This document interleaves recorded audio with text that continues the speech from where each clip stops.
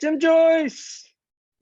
Hey, We skipped last week. I can't believe it. I know. We got We got bombarded. we got a chance to hang out in person though.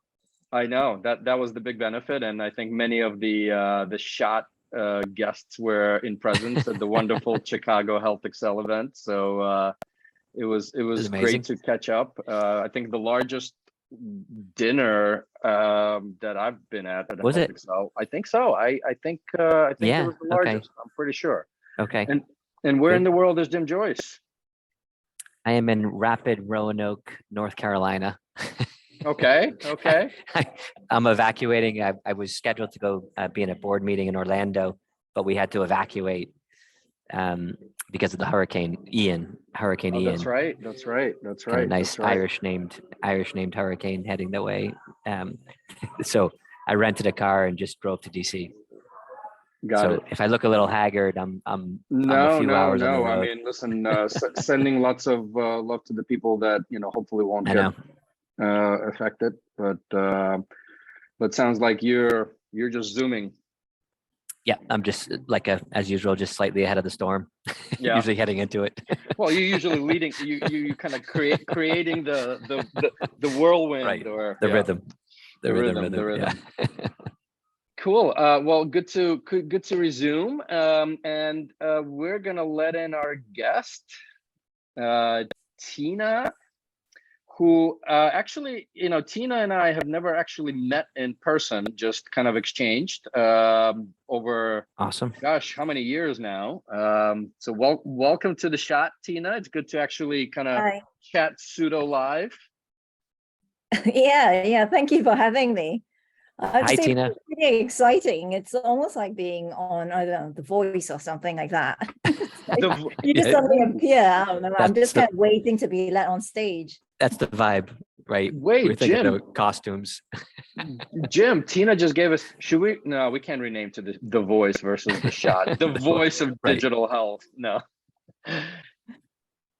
But Jim. Tina, Jim, and would love to, for our millions of listeners and viewers, to hear about Tina, who you are, what you do, many other fun things. And we'll interrupt. Basically, you want to know how I ended up where I am, because I don't know what sort of intro you gave me, but yeah, we want to find out who Tina Tan is, and we all know the famous publication that you work with, but like the Tina Tan story is what we'd love to hear. Right. Okay. So how did I get into journalism, and more specifically, how did I end up writing about health tech for over 20 years and still counting, really? So I have to be honest and say I didn't grow up with a passion, for journalism.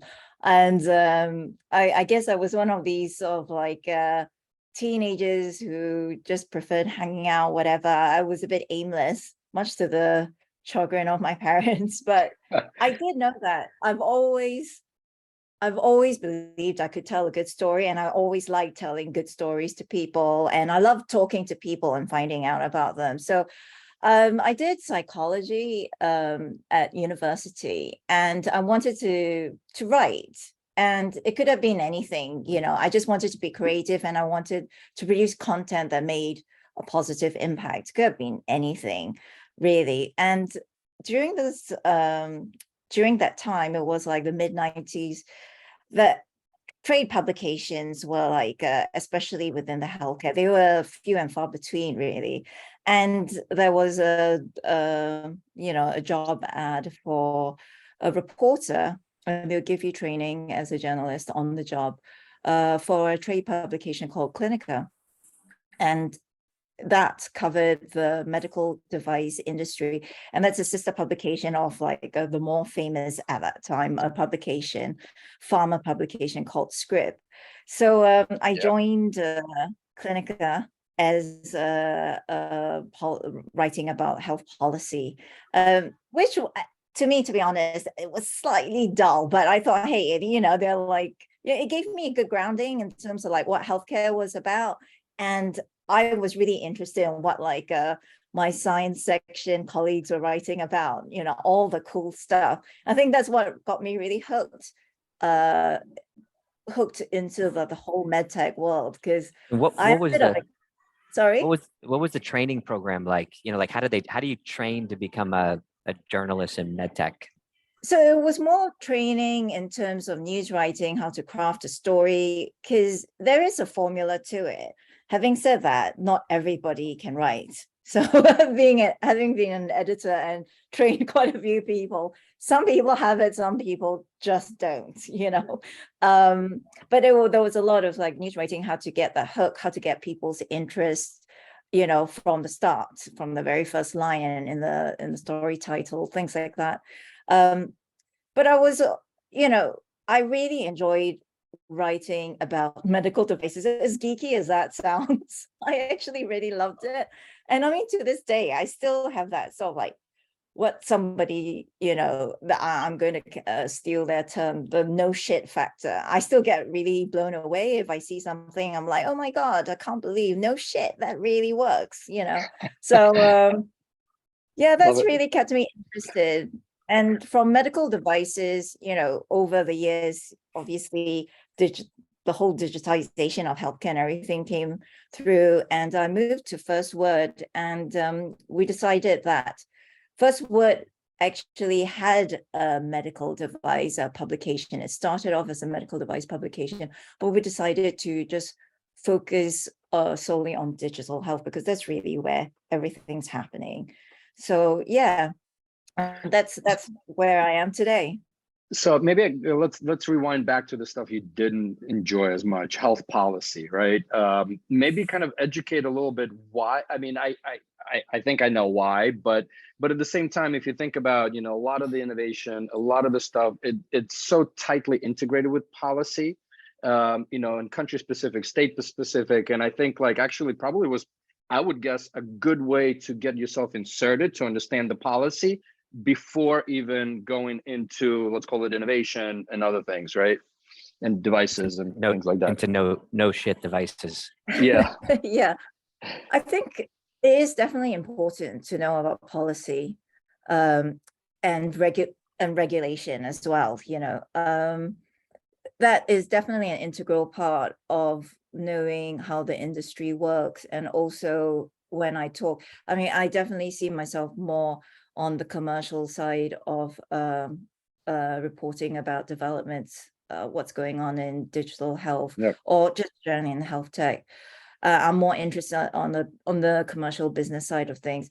But obviously, to run a business, and especially, if you are going to be selling medical devices, you need to know about the regulations and the policy sort of things. So I guess I started off on the policy side. That gave me a good grounding. But as a 20-something-year-old, it's just a bit dull and dry. And I really wanted to get into where all the innovations, you wanted to say, no shit, this is working. Wow. Yeah. I want to say that all the time.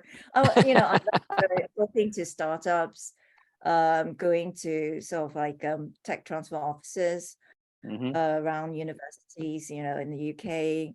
And even, I had the opportunity to go visit countries and where they have like a big innovation hubs for biotech, pharma, and medtech as well. So, I call myself really lucky. I can really see how these things really started off, that eureka moment, and how they develop it, ideation through to development, clinical trial. I mean, all of that is really, to me, is what gets me going. Yeah. So I don't know if I answered your question there, Eugene. So I mean, it doesn't matter because it's the shot, right? So yeah, we're just gonna this is meticulously unproduced, unlike your beautiful writing. The and where did you go to school? So I am originally Singaporean. I was born in Singapore, and I grew up there, and I left for the UK when I was 12. My parents came over to the UK to work, so I say, I've spent most of my life here in the UK, Right. but my heart still is very much in Asia. And I have to say, when I was writing for Clinica, I started out a sort of med tech startup section, throwing the spotlight, basically profiling startups in the medical device world. And I was doing, country by country focus. And at that time, I think it was 2006, and I thought, oh, let's have a look at what med device startups there are in Singapore. That was really difficult to find any at all. And like fast forward, less than 20 years, it's incredible the amount of innovation that's coming out from that region. So really, talking about policy, this is where like the government policy for investing in the biomedical industry has really helped boost that sector. Yeah, this was years before, but I'd say like 3.5, 4 years ago, I toured actually, I think Singapore, Hong Kong, Shanghai, right? And so I was blown away, because same thing, right? I've gone to a bunch of accelerators, tech transfer offices. I was just blown away, right? And I think I'm actually kind of curious, given that you have at least your one eye kind of an APAC, and covering a lot of the stuff, broadly, but, EU, any kind of contrast on tech transfer? Because I know that's typically been a challenge for institutions, right? Great ideas, great research, but then commercializing it. And to your point, there's been some advances, Singapore and many other countries. So maybe contrast a little bit what you're seeing, if you can. I have to say, both Europe and Asia is true. We're always, well, let's start with Europe first, because they're different in the sense that in terms of maturity, but and the growth trajectory. But with Europe, it's always been considered like a laggard to the US, but only because, not for the lack of innovation, but because of the lack of funding and investment, right? A gripe that I often hear from startups in Europe, when I go to conferences, partnering conferences, is that European investors just aren't big spenders. They don't put as much money into startups, European startups, as say, the West Coast and like, the Bay Area, all those investors there. But I think things are definitely changing here. And there are a lot more venture funds in Europe, where they're small, they're not huge still, but they're really committed to really helping to incubate. Almost they play a really hands-on role to incubate these technologies and help the entrepreneurs take their product, not from just take it from give a bit of seed funding and then just they actually help them through to from ideation, like I say, from bench to hopefully boardroom at some point. So I think things have really got better. I don't know. I mean, like somebody would probably watch this and comment and say, no, it hasn't changed. There's Still always sucks, one. Right? Yeah, exactly. I really think it has improved. And Tina, we'll give away a little bit of a secret. We say we have millions of users, so I don't think we're gonna get too many comments. We usually get some, but don't worry about it. It's funny. So I think of the Singaporean government, like they do a lot of. They invested in my company, HealthBeacon, and it was actually the first Irish Singaporean med tech investment ever done, where they collaborated, because the Singaporean government would have always been, and the Irish government would always been competition for, pharmaceutical and med tech headquarters. So they kind of would have saw each other, but they were so we managed to broker that. But I was blown away by the organization, so just like I look at Singapore and Ireland, two interesting small countries that kind of bat out of their, out of their station, or whatever the expression is. What countries blow you away in terms of innovation, like medtech wise, or digital health medtech? What countries? I'd say, in the UK, it's constantly leading the way, I feel, and it probably doesn't get that much credit for it, but a lot of innovations come from the UK. I mean, it's not just Oxford, Cambridge. People forget my alma mater, UCL, University College London. So like loads of innovation there. In biotech and pharma, in devices, and now in health tech and tech.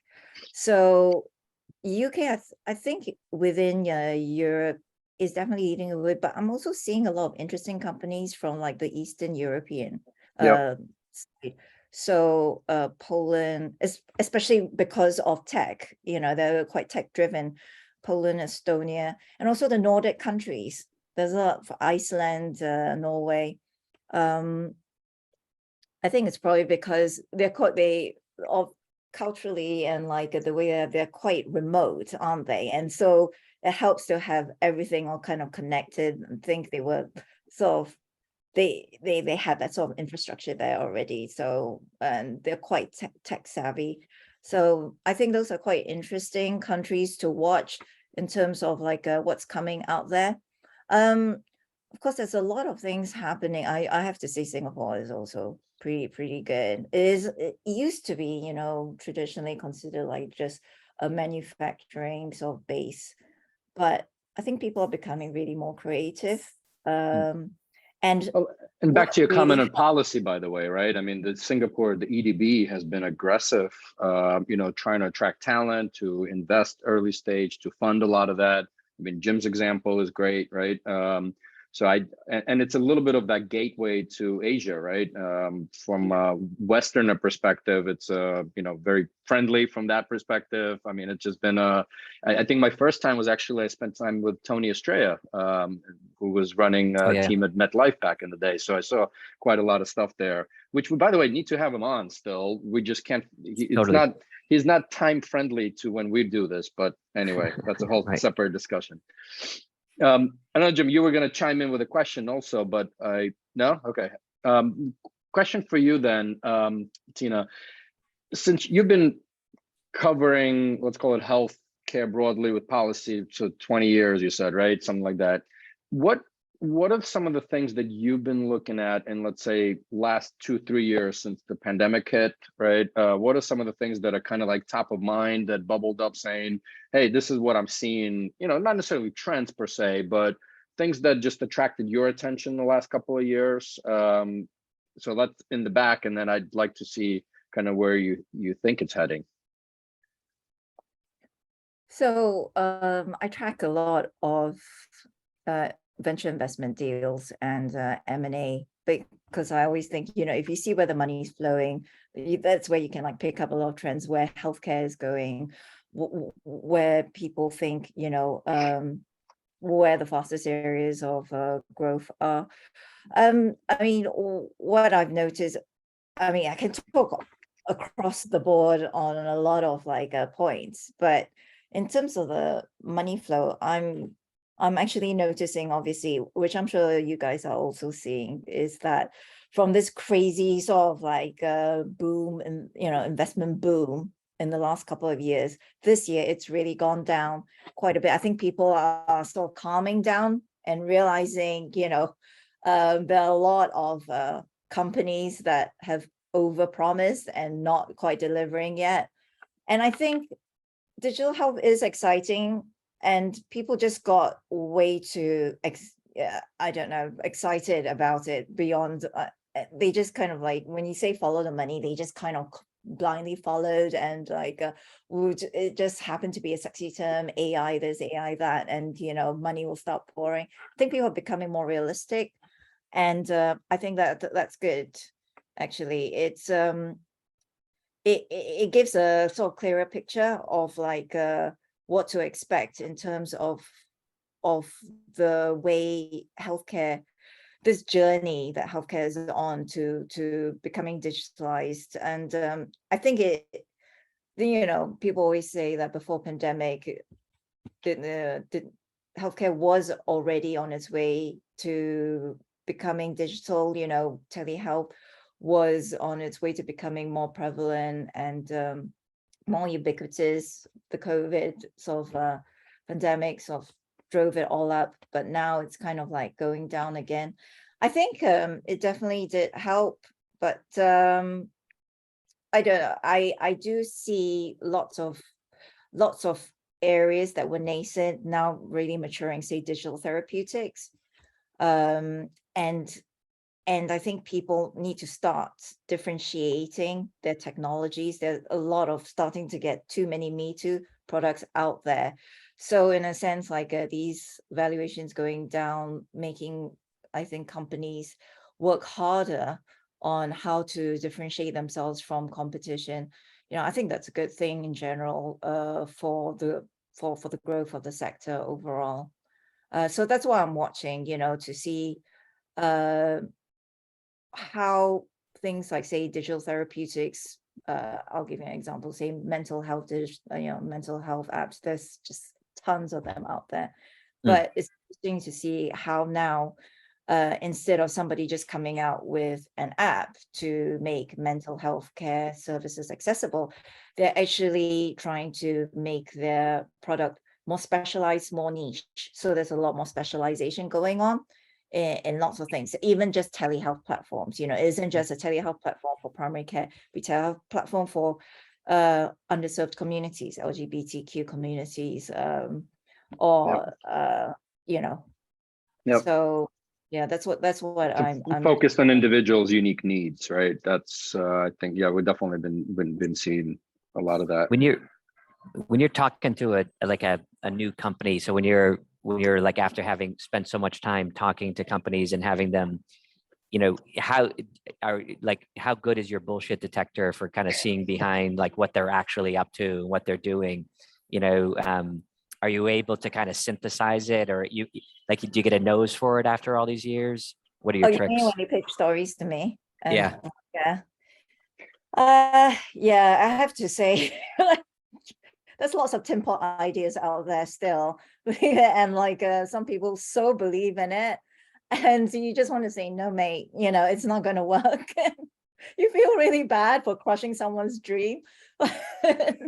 So I think Tina, we're gonna coin this with you, but you can hold the rights to the Tina Tan voting system, from bullshit to no shit, right? It works. So it's a spectrum from bullshit to no shit. Yeah. There you go. Yeah. Eugene and I, we're not dream crushers here. We like to lift them up. We like to lift them up. We're the lifters. But speaking of pitching, I'm the Simon Cowell, I suppose. Well, listen, we all need constructive criticism. I think that's always the key to this, not just critiquing, but constructively critiquing. But it's a hit show. It's a hit show. It's a hit show. Simon's discovered a lot of good talent and got them out there, so it has an important role. Hey, the voice keeps coming back. I don't know. The voice. So you mentioned the word, I think Jim or Tina or both, pitch, right? And I think it's kind of interesting, right? Like, again, I don't want to go on rant. Like, to me, it's not about pitching, it's about having a conversation, right? But I'm curious if there's any tips, tricks, things that entrepreneurs should consider, but also not entrepreneurs, I mean, I'm sure you got PR professionals and other things. We've been kind of mulling over, like, do people work with PR agencies? Why? How does that work versus establishing? So maybe just a couple of hints for many of our listeners who are entrepreneurs. Actually, a lot of companies do work with PRs, and I think they should be braver in like coming to journalists directly rather than using PR agencies, because what happens is there are good PRs, but they tend to be more expensive, because they're professionals, they know what they're doing, and they do the right things. They know what my publication is about. But what I'd say is the number one thing from PRs and from companies is know who you're talking to. You'd be surprised how much irrelevant stuff I get. It's like, my publication is called FirstWord HealthTech. It's not FirstWord Pet Health or FirstWord, I don't know, here Potato Weekly or something like that. I have no idea. I mean, I get the weirdest like emails and pictures that come, and I'm like, why did you even bother? I have to, I have to stop here. So in Ireland, the potato obviously is quite sacred, right? In the the Potato Weekly. I But didn't mean to. no, I'm joking. No, but last week, our company was up for a sustainability award, and we were second place to a sustainable potato. Like as it was some kind of, and I was like in Ireland, we stood no chance going up against the potato. You know, there was no chance. But from a PR perspective, this is fantastic. I love this. Right, I mean, right. like, you know, you lost your potato, right? I mean, Yeah, actually, I have to write we lost a potato. I have to write that blog piece. Yeah, so I mean, going back, I'd say the first point is make sure you know who you're talking to. Do a little bit of research before approaching a journalist. And this can apply to, you know, entrepreneurs approaching investors, right? You need to know if the investor actually invests in digital health at all. And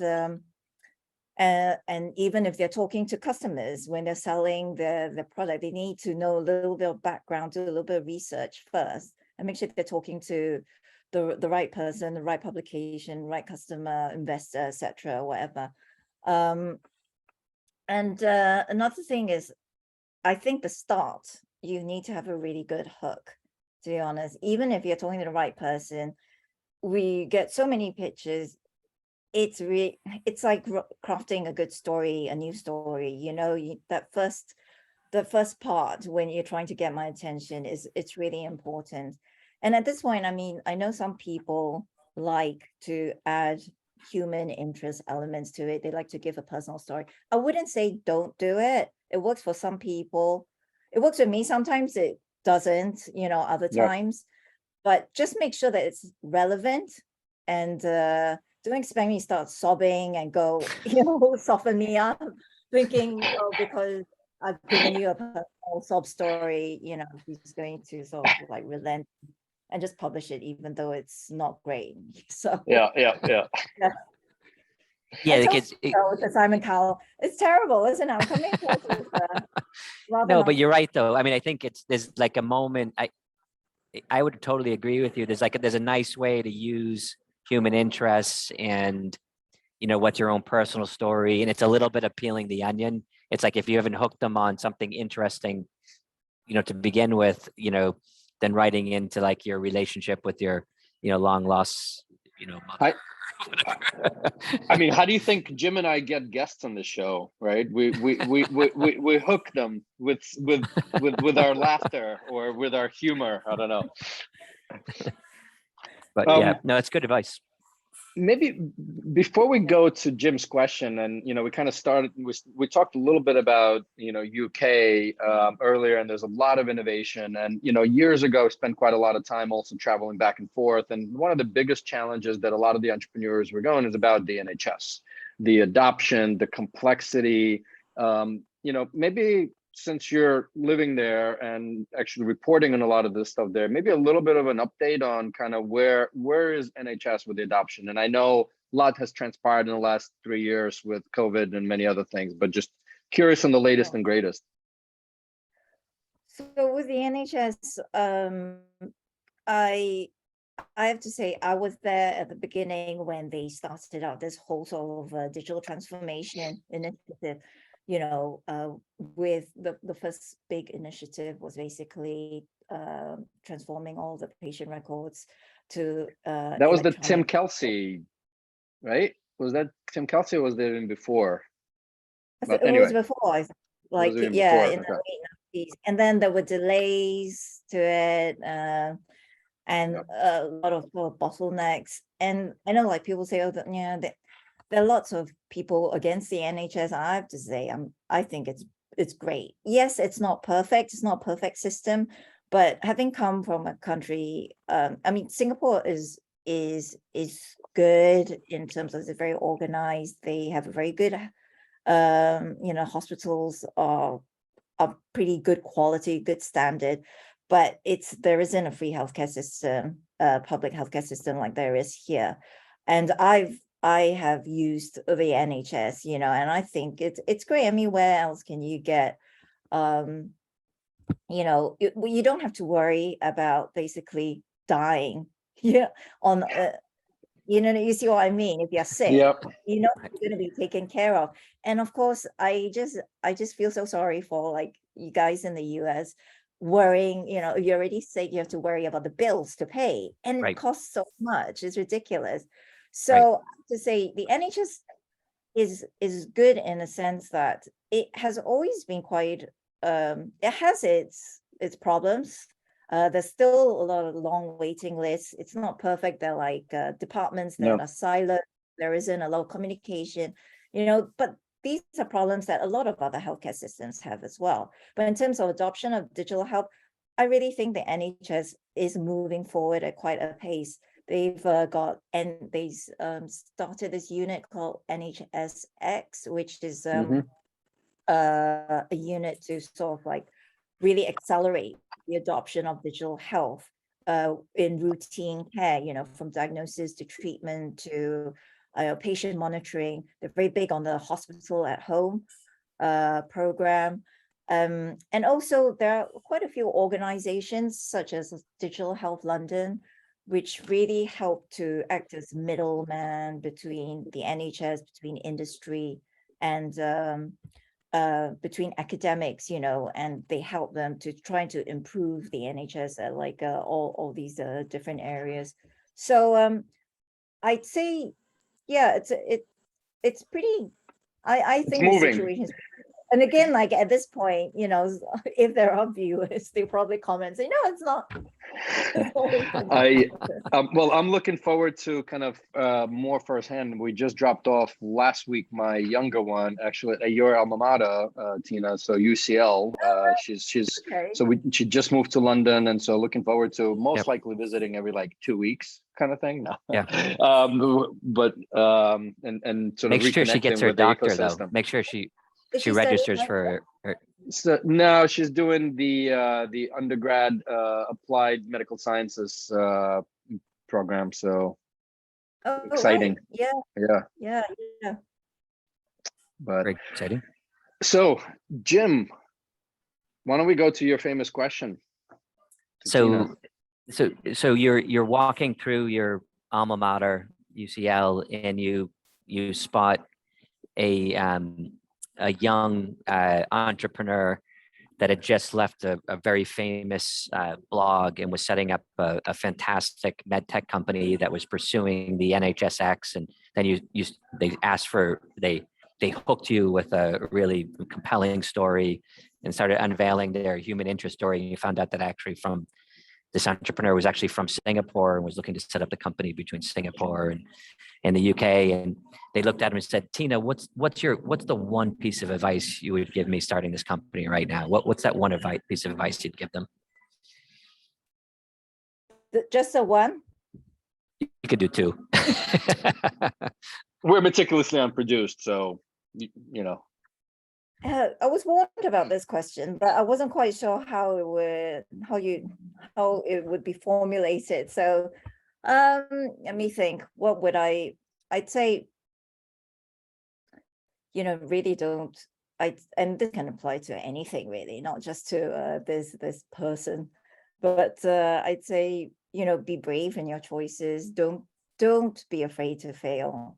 And if you I think that's just for any entrepreneur, right? You need to be able to take risks, but obviously you need to take into account, be realistic as well, and take into account what people are saying. Don't have a blanket view, too blanket view. You have to take into account what people who are experienced have to say and tell you. So be open to suggestions, but at the same time, like I say, be brave, be able to take risk. And can I love it.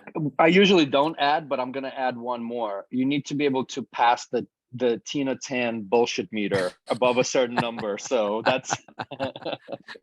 I love that. I love it. No one said that yet. Be brave in your choices. That's beautiful. I love it. Thank you. Well, thank you for making the time, Tina. And thank you for having me. I'm so honored. I mean, honestly, I don't know where I fit in your roll call of guests.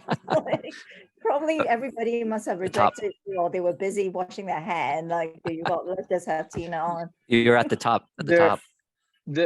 there are many secrets to how we select, but that's definitely not one of them. So we truly enjoy the people that we Right. have on, and for those millions of listeners and viewers, hit subscribe, pass it on, and see you next week. Thanks.